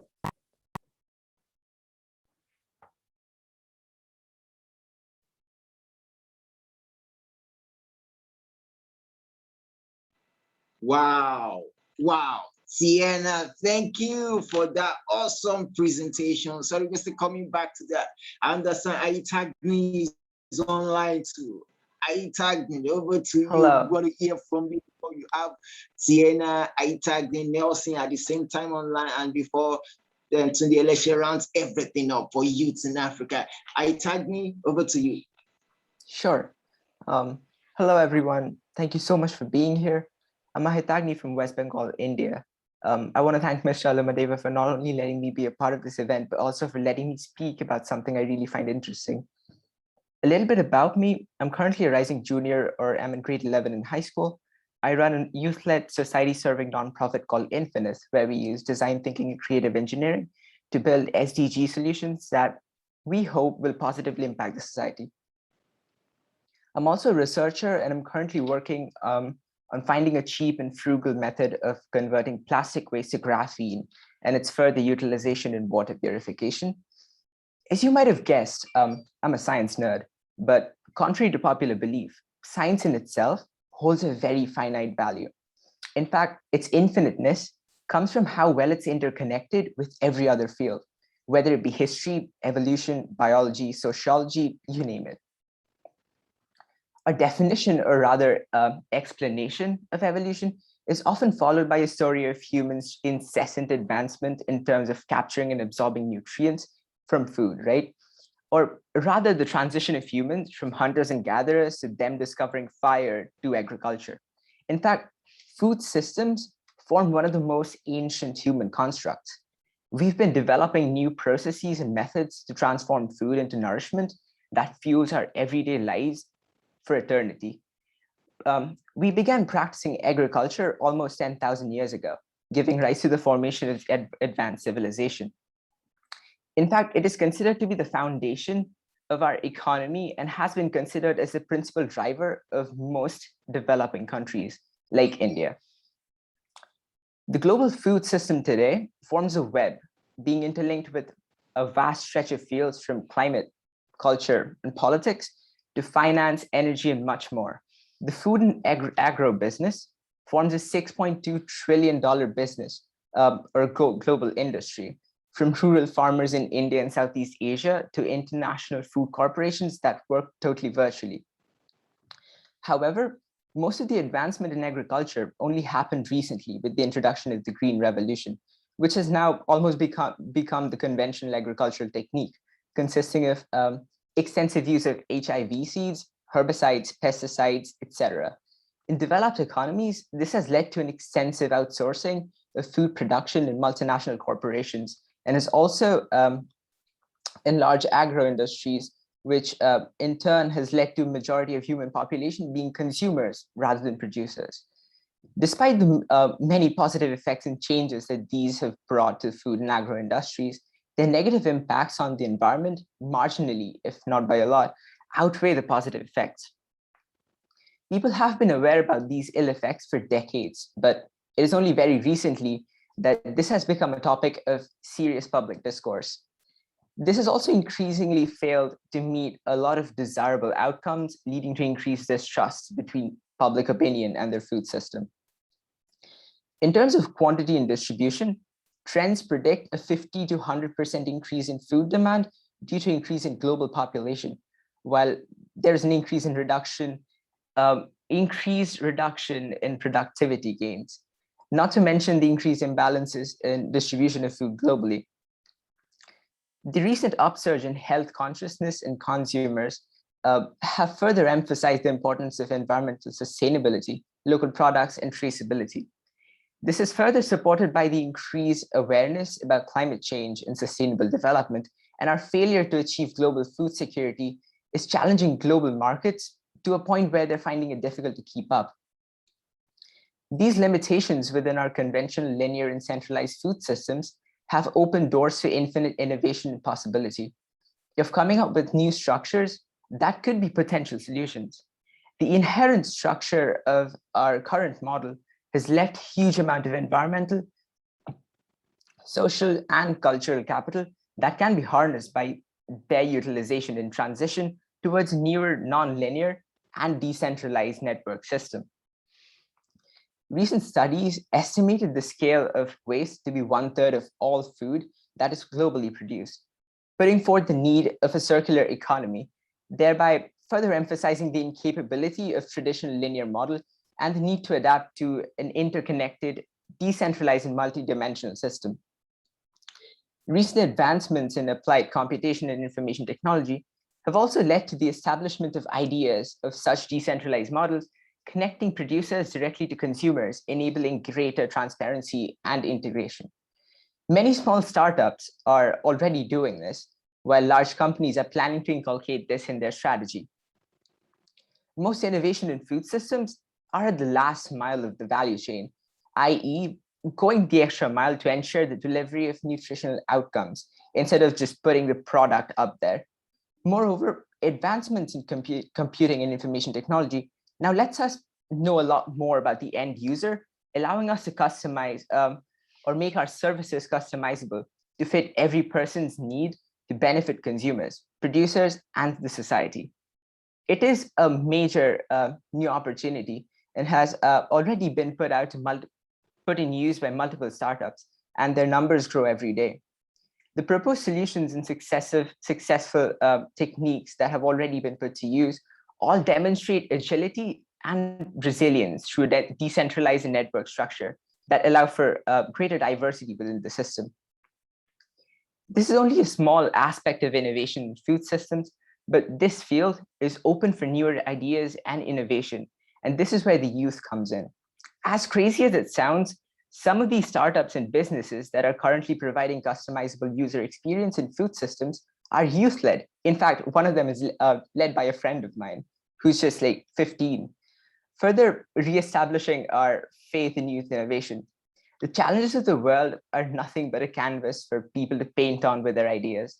This International Youth Day, let this be an open project, a blank canvas per se, for the youth to paint on with their ideas, making them a little more aware and bringing them a little closer to the real world with every stroke. Thank you. Wow, thank you, Ahitaghi, for that wonderful presentation. Mr. Aromire, can you see what I'm seeing here? Can you see what the young people are doing all over the world, from Malawi to India and to Nigeria? Can you see what I'm seeing? What are we missing here? Over to you, sir. Thank you very much. Ahitaghi, this was a wonderful presentation. I'm really blown away by the amount of information that you've actually provided and the amount of research and effort that has gone into this much information. It's so mind-blowing what you're doing with your peers over there in India, and I can see how we can benefit from some of this mind-blowing, innovative stuffs that you're doing. Thank you so much for that presentation. I'm learning now. I've become your student now, so thanks for that.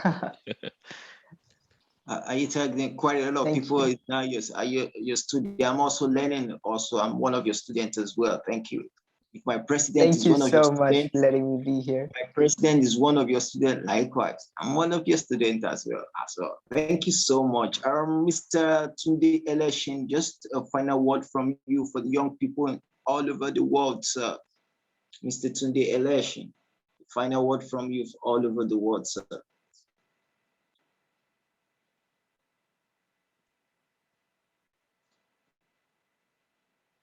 Hello, Mr. Tunde Eleshin.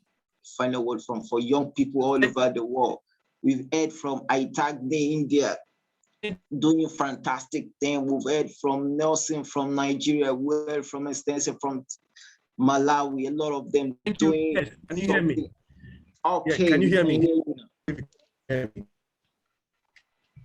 We can hear you, but your voice is not stable. Can you hear me now? Yes, we can. Oh, my internet is. Can I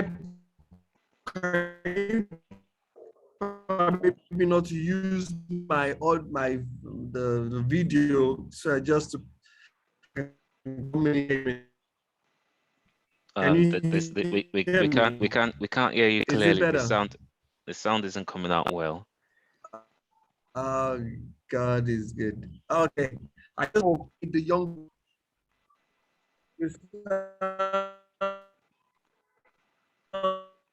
We can't hear you at all.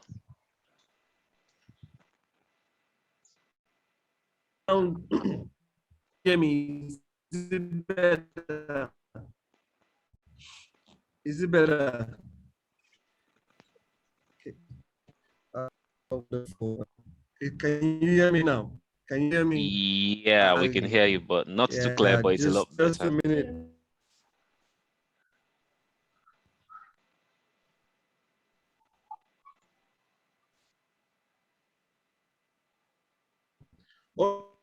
Okay, is it better now? Can you hear me now? Can you hear me? We can hear an echo, but it looks like the sound coming from Davina's computer is clearer. We've got a switch. So you have to switch to Davina's system. Davina. Yes, I'm using Davina's phone now. Okay, is it better? Can you hear me now? We can hear you, sir. Yes, I'm using Davina's device now. I'm using Davina's device now. So I can you hear me now? Can you hear me? We can. Yeah, so I want to first of all thank everybody. I like what Mr. Fred said. The young people, it's not, we're not going to walk in. Every young person listening to me, the future is not tomorrow, the future is now. Our young people is really an expression of our today, not tomorrow. Several things in Malawi, in India, in Nigeria. So listening to me, please I want to encourage you to, by saying, really, today is the day to take those steps.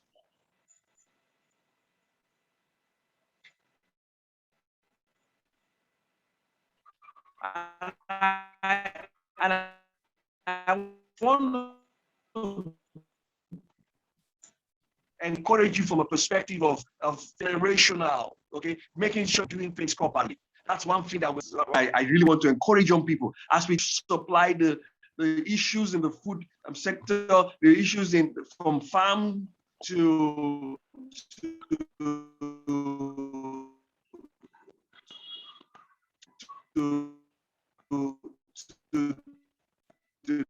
table.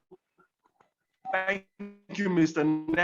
Nelson, for the great presentation you showed us. You know, it was impressive. It shows that we are thinking about how to take this to let's put integrity in time. I say all the time with all humility, guys, success is heavier than failure. Success.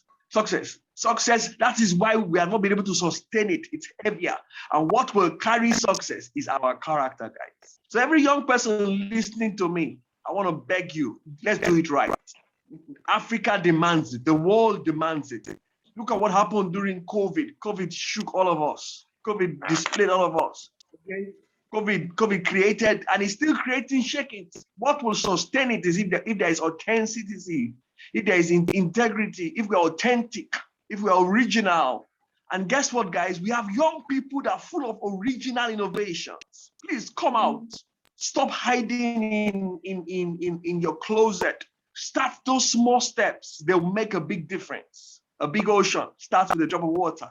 So I just want to thank the Do the Dream organizers. Thank you, Mr. Toyin. Thank you so much, Mr. Tayo, and the entire team for giving every young person an opportunity to express themselves. Like what Mr. Fred said, I say it again. Young people, they're not our future, they're our present. Thank you very much. Wow. Thank you so much. Mr. Tunde. Awesome presentation, awesome landing, awesome word from you. Mr. Aromire, what can you say about the event from the beginning to the end? Because it seems we've come to the end of today's event, but we've got to hear a quick 30 seconds from each of the speakers, from Davina to Nelson to Anastasia to our friends in Ojodu Junior Grammar School. We just want someone to just say one thing that you picked today, because we are wrapping up now. Over to you, Mr. Aromire, so that we'll bring all of them together at once. Thank you. All right, thank you for that. I'll say two things. The first one, the future is now. And the second one, opportunity comes to those who are prepared. So that's it for you all. Thank you.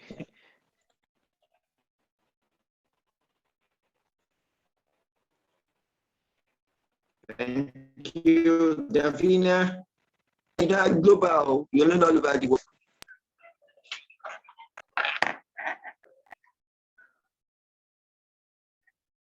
Okay. All right. Ahitaghi, if you can. Exactly. Can you guys hear me? Can you guys hear me? Yes, we can hear you. We can hear you. Okay, so if I were to say something as parting words, it would be, yes, these goals of no hunger might seem unrealistic or unachievable, but then let's just start now and aim for the stars, so that if we don't reach that place, at least by 2030, world hunger would be less than it is now. Wow. Thank you so much. Ahitaghi, over to you. Thank you. Sure. I would just like to emphasize on the fact that the amount of advancement that we've reached over the last few decades is immense. In fact, it's overwhelming. It feels like we cannot do more, but it's weird. We can always do more, right? And that's where the youth comes in, because we don't have to be restricted by anything. I would just like to emphasize on the fact that we can be limitless. Yes, thank you. Thank you so much. Thank you so much. Nelson, over to you. Nelson, can you hear me? Okay, Nelson is no longer here. Theana, Kuwala, over to you, ma'am. Yeah, my final words would be that problems will never end, or challenges will never end. But I think the role of the youth is to think outside the box, to understand that we have the ability to challenge limiting beliefs. We are limited by our own self. So if we start challenging the limiting beliefs, we will actually discover that the gold that people have been seeing in agriculture all the while, and us being a continent whose economies are based in agriculture, we actually possess everything we need. We just have to think outside the box. And like Fred said, if we are organized, capital is coming to us. Thank you very much. Wow, wow. As a financial analyst, if you are organized, capital is coming to you. That's lovely. Thank you so much, Theana, Kuwala. Thank you so much. Thank you so much. And to our friends out there, the Junior Grammar School, I need two of you to just come and say one or two things, what you've picked up today. Over to you, the Junior Grammar Schools. Okay, it seems they cannot hear me. Ojodo Junior Grammar School. We're waiting for.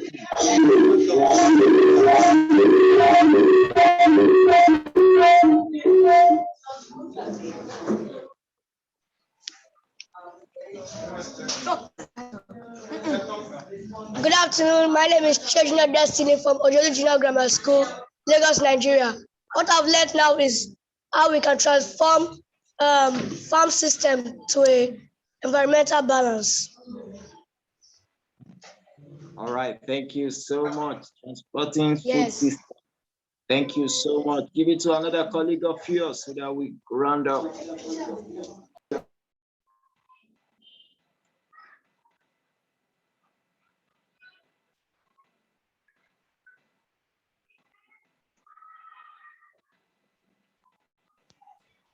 It looks like you're talking on mute.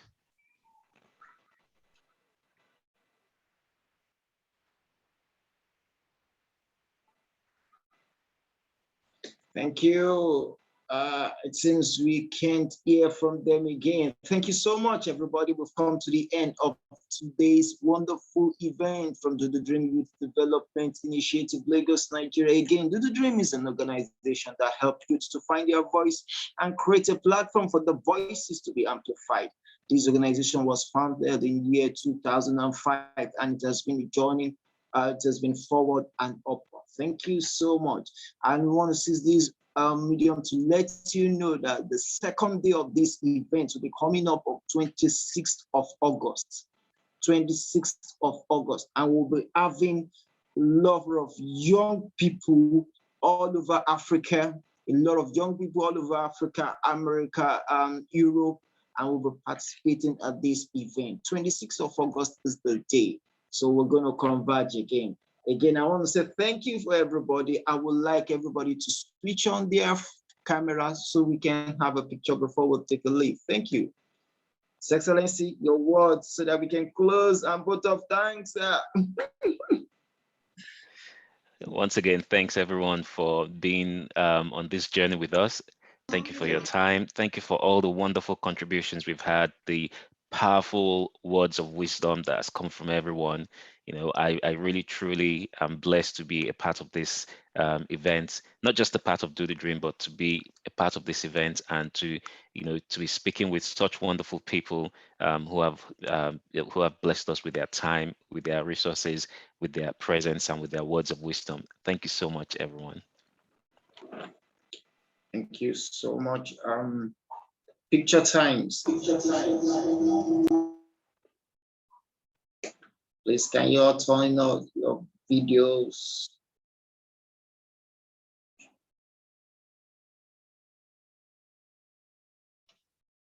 Didn't take this. Sorry, we need to switch on the. Okay. Please, Ojodo Junior, please, can we see all of you? Can you guys stand up so that we can take you all at the same time? Thank you. Thank you. Just wave at us. Let's take the picture at once. Woo! Another set, another set, another set, another set. Woo! I can't find Davina. Where are you, Davina? Why are you, Davina? Thank you. I'm here. Okay, another set. Let's all take up the picture at once. Thank you. Thank you. Thank you. Ladies and gentlemen, 26th of August will be awesome. Ahitaghi. Thank you. Thank you so much. Thank you so much. I want to thank Mrs. Bridget Election for this wonderful opportunity. And so we recognize you and we respect you. Thank you for your time and for joining us for this wonderful event. Theana, Kuwala, thank you for what you're doing. Thank you for giving us that awesome, magnificent presentation. Awesome. I have to go and listen and listen and listen to that over again. And to Mr. Shokunbi Monsuru, thank you for coordinating those beautiful ones. We love you. Thank you, Mr. Olumadewa. Thank you, sir.